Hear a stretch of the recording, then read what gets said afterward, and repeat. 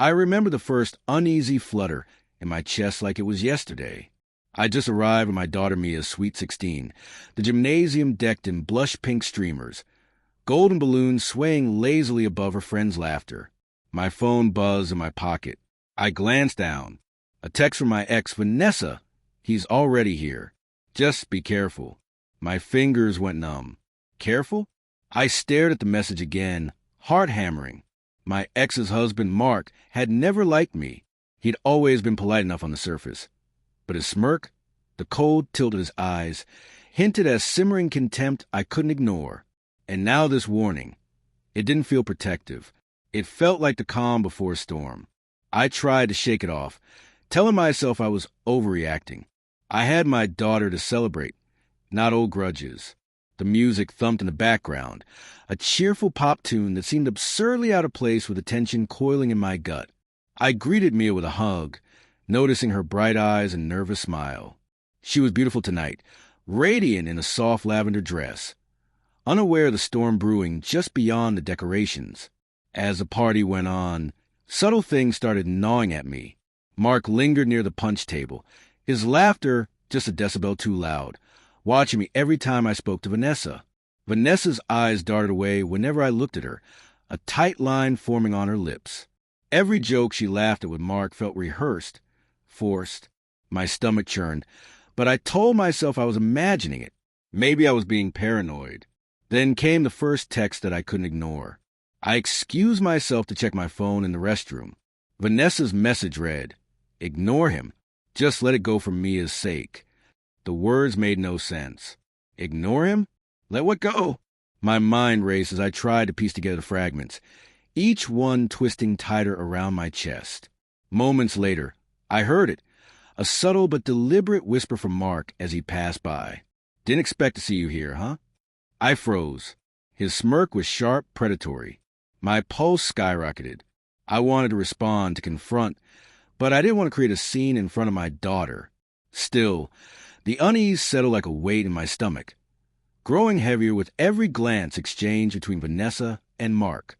The night progressed, the dancing, the laughter, and the cake cutting. Everything blurred behind a fog of suspicion. Then came the humiliating moment, sudden and cruel. As Mia's friends gathered around the cake, Mark raised his voice, loud enough for half the room to hear. "Wow," he said with a faux innocent grin. "I never thought you'd actually show up. Guess some things never change, huh?" I blinked, confusion and shame colliding in my chest. The whisper of my own doubts turned into a shout. Was this real? Vanessa's forced smile didn't help. She didn't defend me. She simply laughed, a brittle, hollow sound. I felt everyone's eyes on me, the sting of humiliation scorching through my veins. My mouth opened, but no words came out. Later, alone in the kitchen, I discovered the truth. My phone had been buzzing incessantly, and I hadn't noticed the notifications from a messaging app one rarely used. There they were, texts from Vanessa, not to me, but to Mark, laughing about plans, subtle jokes about my naivety, references to moments I thought were private between us.